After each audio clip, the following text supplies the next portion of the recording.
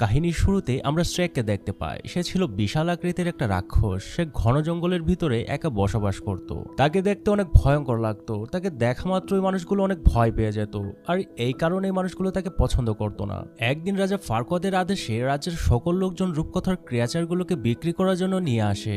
যখন সকল লোক এই প্রাণীগুলোর কেনাবেচা করছিল, তখন একজন বৃদ্ধ মহিলা তার কাছে থাকা একটা কথা বলতে পারা গাধাকে বিক্রি করার জন্য নিয়ে আসে। কিন্তু এই গাধা তার মালিককে রেখে যেতে চাইছিল না। এই কারণে সে রাজার সৈনিকদের সামনে কোনো কথাই বলে না। সৈনিকরা মনে করে বৃদ্ধ মহিলা তাদেরকে মিথ্যা কথা বলেছে, তাই সেখানে থাকা সৈনিকরা মহিলাকে বন্দী করে ফেলে। ঠিক তখনই গাধার উপরে একটা পরীর স্পেল এসে পড়ে, যার কারণে গাধা আকাশে উড়তে শুরু করে, আর উড়তে উড়তে সে কথাও বলতে থাকে। তার কিছুক্ষণ পরেই পরীর ম্যাজিক্যাল পাওয়ার শেষ হলে গাধা আবার মাটিতে আছড়ে পড়ে। সকল সৈনিক তাকে ধরার জন্য চেষ্টা করে, কিন্তু ডঙ্কি জঙ্গলে পালিয়ে যায়। জঙ্গলের ভিতরে দৌড়াতে দৌড়াতে সে শ্রেকের সাথে ধাক্কা খায়। তখন শ্রেক গাধাকে রাজার সৈনিকদের হাত থেকে রক্ষা করে। তারপর ডঙ্কি শ্রেকের সাথে সাথে পথ চলতে থাকে আর বাচালের মতো কথা বলতে শুরু করে। এসব কারণে শ্রেক অনেক এরিটেট হয়ে যায়। গাধা শ্রেককে জানায় তার কোনো বন্ধু নেই। এই কারণে গাধার প্রতি শ্রেকের একটু মায়া জন্মায়, তাই সে তাকে তার ঘরে নিয়ে আসে, কিন্তু তাকে ঘরের ভিতরে না বরং ঘরের বাইরে থাকতে বলে। রাতে যখন শ্রেক খাবার খাচ্ছিল, তখন তার মনে হয় তার ঘরের ভিতরে কেউ আছে, কিন্তু ঘর থেকে বেরিয়ে এসে সে দেখতে পায় তার ঘরের চারিদিকে অসংখ্য ফেরিটেল ক্রিয়েচারগুলো ঘোরাফেরা করছে। আসলে রাজা ফারকোয়াড সকল জাদুকর ক্রিয়েচারদের শ্রেকের জঙ্গলে পাঠিয়ে দিয়েছে। এসব দেখে শ্রেক অনেক রাগান্বিত হয়ে যায়, কারণ সে জঙ্গলে একা থাকতে স্বাচ্ছন্দ্য বোধ করত। শ্রেক ফেরিটেল ক্রিয়েচারদের জিজ্ঞেস করে কেন তারা এখানে এসেছে। তখন সেখানে থাকা রূপকথার ক্রিয়েচারগুলো তাকে জানায় রাজা ফারকোয়াড তাদেরকে শহর থেকে তাড়িয়ে দিয়েছে। শ্রেক চাইছিল তার থাকার জায়গা যেন আগের মতো ফিরে আসে, তাই সে এই ব্যাপার নিয়ে রাজা ফারকোয়াডের সাথে কথা বলতে চাইছিল। কিন্তু সেখানে থাকা ক্রিয়েচারগুলো জানে না রাজা কোথায় থাকে, শুধুমাত্র গাধা ছাড়া। একমাত্র গাধাই জানে রাজা কোথায় থাকে। এদিকে শ্রেক গাধাকে তার সাথে নিয়ে যেতে চাইছিল না, কারণ সে হর হামেশাই অতিরিক্ত বকবক করত। কিন্তু এইটা ছাড়া তার আর কোনো বিকল্প রাস্তা ছিল না, তাই ইচ্ছে থাকা না সত্ত্বেও সে গাধাকে নিয়ে রওনা হয়। অন্যদিকে আমরা রাজা ফারকোয়াডকে দেখতে পাই। সে জন্মগতভাবে একজন বামন, মানে তার কাজ সাধারণ মানুষদের চাইতে তুলনামূলকভাবে অনেক ছোট। যখন সে স্নো হোয়াইট আয়নার সাথে কথা বলছিল, তখন আয়না তাকে জানায় সে এখনো একজন সত্যিকারের রাজা হয়ে উঠতে পারেনি। সে যদি পরিপূর্ণভাবে রাজা হতে চায়, তাহলে তাকে একজন রাজকুমারীর সাথে বিবাহ বন্ধনে আবদ্ধ হতে হবে। তারপর জাদুর আয়না তাকে তিনজন রাজকুমারীর ছবি দেখায়। এই তিনজনের মধ্যে থেকে যে কোনো একজনকে সে বিয়ে করতে পারবে। সবার প্রথম সে সিন্ড্রেলাকে দেখায়। জাদুর আয়না তাকে জানায় সিন্ড্রেলা সবসময় কর্মব্যস্ততায় থাকে। তারপর দেখায় স্নো হোয়াইটকে। সে তার ভালোবাসার জন্য এখনো অধীর আগ্রহে অচেতন অবস্থায় ঘুমিয়ে আছে। সবশেষে দেখায় প্রিন্সেস ফিওনাকে। সে অন্য রাজ্যের সবচেয়ে উঁচু ক্যাসেলের মধ্যে থাকে, আর তার পাহারায় নিযুক্ত আছে বিশাল ড্রাগন। সে তার আগুন দিয়ে নিমিষের মধ্যেই সবকিছু ধ্বংস করে দিতে পারে। জাদুর আয়না তিনজন রাজকুমারীকে দেখানোর পর অমিতাভ বচ্চনের কোন বানেগা করোড়পতির মতন রাজাকে অপশন দেয় এই তিনজন রাজকুমারী থেকে যে কোনো একজনকে বেছে নেয়ার। তাই রাজা ফারকোয়াড প্রিন্সেস ফিওনাকে বেছে নেয়। অন্যদিকে আমরা দেখি শ্রেক এবং গাধা রাজার শহরে পৌঁছে গেছে, যেখানে রাজা ফারকোয়াড একটা টুর্নামেন্টের আয়োজন করে। এই টুর্নামেন্টের সবচেয়ে শক্তিশালী যোদ্ধাকে সে প্রিন্সেস ফিওনাকে উদ্ধার করার জন্য পাঠিয়ে দেবে। তার বিনিময়ে তাকে অনেক অর্থ সম্পদ দেয়া হবে। যখন শ্রেক এবং গাধা সেখানে পৌঁছায়, তখন রাজা তার সৈনিকদের আদেশ দেয় তাদেরকে মেরে ফেলার জন্য। কিন্তু শ্রেক এবং গাধা দুজন মিলে সকল সৈনিকদের সাথে ফাইট করতে শুরু করে, আর এই লড়াইয়ে তারা দুজন রাজার সকল সৈনিকদের হারিয়ে দেয়। এসব দেখার পর রাজা ফারকোয়াড শ্রেককে জিজ্ঞেস করে সে এখানে কেন এসেছে। তার কথার উত্তরে শ্রেক তাকে জানায় সে আবার তার ঘর এবং জঙ্গলের শান্ত নিরিবিলি পরিবেশ পুনরায় ফিরে পেতে চায়। তারপর তাদের দুজনের মধ্যে একটা চুক্তি হয়, যেখানে শ্রেক রাজার জন্য প্রিন্সেস ফিওনাকে মুক্ত করে নিয়ে আসবে, আর রাজাও শ্রেকের বসবাসের জায়গা আগের মতো করে দিবে। সাথে ফেরিটেল ক্রিয়েচারগুলোকেও তার এরিয়া থেকে সরিয়ে দিবে। তারপর শ্রেক এবং গাধা প্রিন্সেস ফিওনাকে বাঁচানোর উদ্দেশ্যে রওনা হয়। কিছুদিন অক্লান্ত পরিশ্রম করে যাত্রা করার পর তারা ওই ক্যাসেলের সামনে পৌঁছায়, যেখানে প্রিন্সেস ফিওনাকে বন্দী করে রাখা হয়েছে। ওই ক্যাসেলের ভিতরে যাওয়ার জন্য তাদের একটা ঝুলন্ত ব্রিজ পার করতে হবে, যার নিচে ফুটন্ত লাভা টকবক করছিল। কিন্তু কোনোরকম তারা নিজের জীবনের ঝুঁকি নিয়ে পুরাতন ঝুলন্ত ব্রিজ পার করে ক্যাসেলের ভিতরে পৌঁছে যায়। ক্যাসেলে এন্ট্রি করার পর গাধা শ্রেককে সবচাইতে উপরের ঘরে যেতে বলে, যেখানে প্রিন্সেস ফিওনাকে রাখা হয়েছে।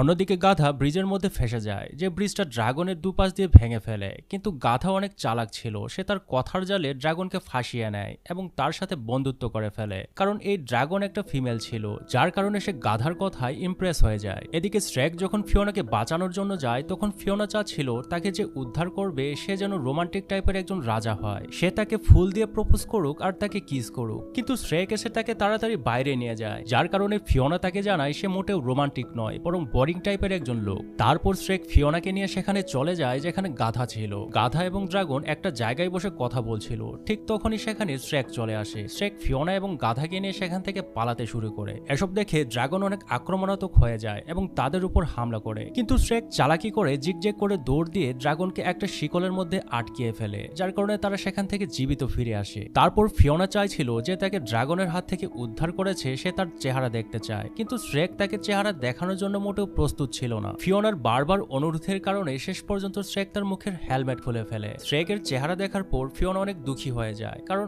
একজন রাক্ষস তাকে উদ্ধার করেছে। ফিওনা চেয়েছিল তাকে যে বাঁচাবে সে একজন শক্তিশালী রাজা হবে। তখন শ্রেক তাকে জানায় সে রাজা ফারকোয়াটের জন্য তাকে উদ্ধার করেছে, রাজা ফারকোয়াট তোমাকে বিয়ে করতে চায়। এই কথা শোনার পর প্রিন্সেস ফিওনা আরো জিদ করতে শুরু করে, আর সে শ্রেককে বলে তাহলে রাজা নিজে আসুক আমাকে বাঁচানোর জন্য, কারণ রূপকথার সকল রাজকুমারীদের রাজা এবং রাজকুমাররাই উদ্ধার করে থাকে। কিন্তু ফিওনার এই সকল কথা শ্রেকের ভালো লাগে না, তাই সে ফিওনাকে উঠিয়ে নিয়ে আসে। সন্ধ্যা নামার সাথে সাথে ফিওনা তাদেরকে একটা জায়গায় থামতে বলে, আর পাশে থাকা একটা গুহার মধ্যে রাত্রি যাপন করার জন্য চলে যায়। রাতের বেলায় শ্রেক এবং গাধা কথা বলছিল, তখন শ্রেক বলে সবাই আমাকে দেখলে অনেক ভয় পেয়ে যায়, তাদের মনে হয় আমি তাদের মেরে ফেলবো, এই কারণে কেউ তার সাথে বন্ধুত্ব করে না, যার কারণে সে একাই বিশাল জঙ্গলের মধ্যে বসবাস করে। আর শ্রেকের এইসব কথা ফিওনা শুনে ফেলে।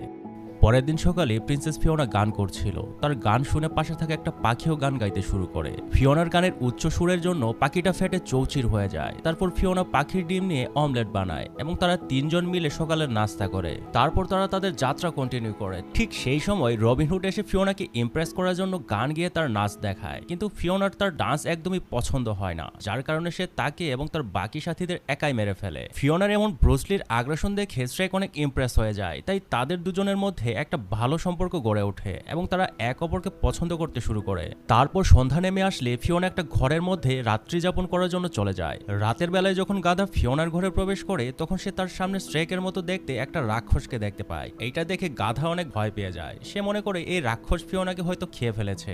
আসলে এই রাক্ষস আর কেউ ছিল না, সে ছিল প্রিন্সেস ফিওনা। তারপর ফিওনা তার পাস্টের কাহিনী গাধাকে শোনায়। অনেক বছর আগে যখন সে অনেক ছোট ছিল তখন একটা ডাইনি তাকে অভিশাপ দিয়েছিল, প্রতিদিন সূর্যাস্তের পর সে একটা রাক্ষসে পরিণত হয়ে যাবে, আর যখন আবার সূর্য উদয় হবে তখন সে আবার তার আগের রূপ ফিরে পাবে। কিন্তু প্রথম ভালোবাসার মানুষ যদি তাকে প্রথম কিস করে তাহলে ডাইনির এই অভিশাপ শেষ হয়ে যাবে এবং সারা জীবনের জন্য সে আবার প্রিন্সেস ফিওনার রূপ ফিরে পাবে। এই কথা শোনার পর গাধা তাকে শ্রেকের সাথে বিয়ে করতে বলে, কিন্তু ফিওনা তাকে জানায় কুৎসিত বিভৎস মানুষকে কে বিয়ে করবে, তাই আমি শ্রেককে বিয়ে করতে পারবো না। আসলে প্রিন্সেস ফিওনা এখানে তার নিজের চেহারার কথা বলছিল। অন্যদিকে শ্রেক ফিওনার এই কথা শুনে ফেলে, তাই সে মনে করে নেয় ফিওনা তার বিকৃতি চেহারা নিয়ে এই কথা বলছে, যার কারণে সে অনেক মন খারাপ করে এবং সেখান থেকে চলে যায়। পরের দিন সকালে ফিওনা তার আসল রূপে ফিরে আসে, তখন রাজা ফারকোয়াট সেখানে এসে উপস্থিত হয় এবং সে শ্রেককে তার নিজ গড়ে ফিরে যেতে বলে, যেখানে এখন কোনো রূপকথার ক্রিয়েচার গুলো নেই। শ্রেকের চলে যাওয়ার পর রাজা ফারকোয়াট ফিওনাকে বিয়ের জন্য প্রপোজ করে, তাই ফিওনাও মেনে নেয়। রাজা চাচ্ছিল তাদের বিয়ে কালকে হোক, কিন্তু ফিওনা তাকে জানায় কেননা আজকে আমাদের বিয়ে হোক সূর্য অস্ত যাওয়ার আগে, তাই রাজা ফারকোয়াটও তার কথা মেনে নেয়। অন্যদিকে গাধা শ্রেককে জানায় গতকাল রাতে ফিওনা তোমাকে কুৎসিত রাক্ষস বলেনি, বরং সে অন্য কাউকে বলেছিল, তাই তোমার আজকে ফিওনার কাছে যাওয়া উচিত এবং তোমার ভালোবাসার কথা তাকে বলা উচিত সূর্য ডুবার আগে। শ্রেক চিন্তা করে বিয়ের আগে শিকি করে ফিওনার কাছে পৌঁছাবে। তখন গাধা তার প্রেমিকা ড্রাগনকে ডাক দেয়। তারপর তারা ড্রাগনের উপরে উঠে রাজা ফারকোয়াটের রাজ্যের উদ্দেশ্যে রওনা হয়। তারপর শ্রেক ফিওনার কাছে পৌঁছে যায়। সে গিয়ে ফিওনাকে রাজার বিষয়ে সব কথা খুলে বলে, রাজা এই কারণে তোমাকে বিয়ে করতে চায় সে যেন সত্যিকারের রাজা হতে পারে। এই কথা শুনে ফিওনা অনেক মন খারাপ করে। ঠিক সেই সময় সূর্য ডুবে যায়, যার কারণে ফিওনা আবার রাক্ষসের রূপ ধারণ করে। এসব দেখে রাজা ফারকোয়াট রাগান্বিত হয়ে যায়। সে পুনরায় ফিওনাকে বন্দী করার আদেশ দেয়, যেখানে সে এতদিন বন্দী ছিল, সাথে শ্রেককে সে মেরে ফেলার আদেশ দেয়। ঠিক সেই সময় ড্রাগন সেখানে চলে আসে, সে এসে রাজা ফারকোয়াটকে খেয়ে ফেলে। এসব দেখে সেখানে থাকা সকল সৈনিক পালিয়ে যায়। তারপর শ্রেক ফিওনাকে কিস করে। এই কিসের কারণে ফিওনার উপর করা ডাইনির জাদুর প্রভাব শেষ হয়ে যায়, আর সে দেখতে দেখতে একটা রাক্ষসে রূপান্তর হয়ে যায়, আর এইটাই তার আসল রূপ ছিল। ফিওনা শ্রেককে জানায় সে এখন আগের মতো সুন্দরী ফিওনা নেই, বরং সে এখন একটা দৈত্য হয়ে গেছে, কিন্তু শ্রেক তাকে বলে সে এখনো তার কাছে অনেক সুন্দরী। তারপর সবশেষে ফিওনা এবং শ্রেক বিয়ে করে ফেলে। আর এখানে এই ফ্যান্টাসি অ্যাডভেঞ্চার মুভির কাহিনী শেষ হয়ে যায়। আপনাদের মুভিটা কেমন লেগেছে কমেন্টস করে জানাবেন, আর ভালো লাগলে লাইক শেয়ার করে পাশে থাকবেন। ধন্যবাদ সবাইকে।